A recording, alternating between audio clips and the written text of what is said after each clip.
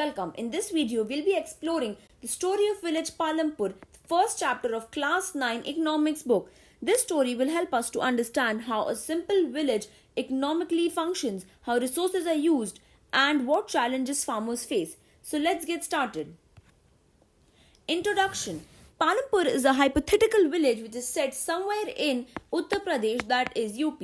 Over here, farming is the main activity, yet there are also several non-farm activities such as dairy, transport, etc. which are carried yet on a limited scale. Let's look at the geography of Palampur. It is a well-connected village with an all-weather road that links it to Raiganj, which is only 3 kilometers from Palampur, and towns like Shahpur. This town connectively plays a major role in trade and movement of goods. There are also many kinds of transport facilities available and visible like bullock carts, tongas. Not only that, we also have jeeps, motorcycle, trucks and tractors. This village has two primary schools, one high school, one primary health center which is run by the government, and one primary dispensaries. Now this is a very tricky question that is mostly asked in exams. Does Palampur have a hospital? No, Palampur does not have a hospital, but it has a primary health center. The difference is a hospital is usually run by doctors, whereas in a primary health center there is often only a certified nurse who can only give you medicines for very nominal things. Now let's move on to the people of Palampur. Palampur has around 450 families which are all belonging to different castes. Most upper caste families live in large well-built brick houses while the lower caste families stay in smaller houses which are often mud plastered houses at the edge of the village. The main occupation is farming, but people are also involved in small businesses, transport and dairies. Now, out of 450, there are 150 or we can say 1/3 of the population that are SCs, STs and scheduled tribes and Dalits. They live in the corner of the village due to certain orthodox untouchabilities and other such things, and their houses are much smaller. Now let's look at the organization of production. Now let's understand how production happens in Palampur. The production of goods and services requires combining certain resources, and these resources are known as the factors of production. There are four main factors of production, which are land, labor, physical capital and human capital. Now coming on to the first factor of production, which is land. Land which includes not just soil but also the gifts of nature, which are water, forest and minerals. We can see in this image how land has been of great help in farming, which is the main asset for farming. Next, we have the second factor of production, that is labor. Labor means the people who do the work. This includes both skilled and unskilled laborers, but mostly unskilled laborers. Coming on to the third, which is physical capital.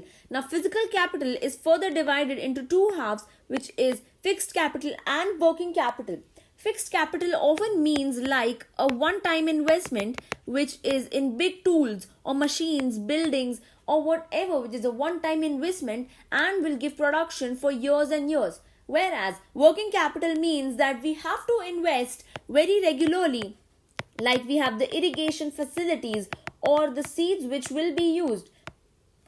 These are the raw materials and the money in hand. Fourth but not the last, we have finally the human capital. Human capital refers to the knowledge and skills of people, because when put together with land, labor and physical capital, we can produce really good outputs. Coming on to land is fixed. Now since 1960s, there has been no expansion in land, and 75% of the people who are working are dependent on farming and land for their livelihood. In Palampur, the land is fixed and there is no more land to bring under cultivation. So if farmers want to produce more, they have to find ways to grow more on the same piece of land. Now, is that possible? Let's see. Yes, turns out it is possible by inputs like HYV seeds, fertilizers, modern farming, farm machineries, pesticides and irrigation. Another main thing is multiple cropping and modern farming. Now, what do you mean by modern cropping? In this type of farming, there are often high yield variety of seeds used, which are often known as HYV seeds, and this give a much higher result. There are also you can see over here, there are farmery machines used we have canals, pump sets. Now, these are the irrigation facilities which are used in modern farming. We also have pesticides, and the use of manure has been reduced. We also have fertilizers, HYV seeds, and farm machineries. Now let's look at Green Revolution. Now, what is Green Revolution? This was the essence which had started in 1960s. It had led to a huge increase in the production of wheat and rice, especially in small states like Punjab and Haryana. In Palampur also, farmers had opted these techniques to grow more food on the same land. An example given here is when they were growing from the traditional methods, the produce that they had been obtained was 1300 kgs per hectare of land, whereas when they started using HYV seeds, they got around 3200 kgs per hectare. Dr. Swaminathan is also known as the father of Green Revolution. We can see this is the photo of Dr. Swaminathan. Now moving on to the capital needed. But modern farming also requires a lot of capital to buy seeds, fertilizer, pump set, machineries, etc. Small farmers often have to borrow money from large farmers, money lenders who can lead to a debt. Now, huge capital, as we saw, is required to modern farming, and traditional farming often does not give us that much of produce. We also have a case story over here of two farmers, that is Dala and Ramkali. There are the two most poorest natives of village Palampur, which is the picture 1.7 in your economics textbook, which is the conversation between Dala and Ramkali. Now, Dala says that it is very difficult to find work these days, and large farmers only hire us for a limited number of days. Now, Ramkali also says that yes, Ghansham, he was a large farmer and had bought a harvester. Now, this is due to the investment of harvester by Ghansham farmer. The work has gotten even less because the small farmers are often working on some other large farmers' land because they don't have their own land. As we saw, most of the land is owned by large farmers only. Now, due to the introduce of machineries, the farmers' work has become more less. Now, we have seen that Ramkali and Dala both are planning that this year they will be working for other things such as brick making units in Raiganj, etc. Now, Dala here also owes the local money lender 2000 rupees which he had taken last year. The amount taken was not 2000 rupees but only rupees 1000. Now, in a year it has gone to double. Now, there was no work available in the fields. How will he repay this work?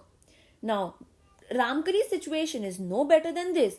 She has also taken loans, and now the money lenders have refused to give her more loan. Now, what do you mean by the sale of surplus farm products? Farmers keep a part of harvest for their family's need. The rest is known as surplus. It is sold in nearby markets like Raiganj and Shahpur, which helps farmers to earn money to buy other necessities. We also have some non-farming activities which are dairy, opening small shops, small-scale manufacture, farming, transport facilities, manufacturing of goods. Now, farming is not the only activity in Palampur. About 25% of the people are engaged in non-farm activities like dairy, small-scale manufacturer, running shops or working as transporters. This helps them diverse incomes.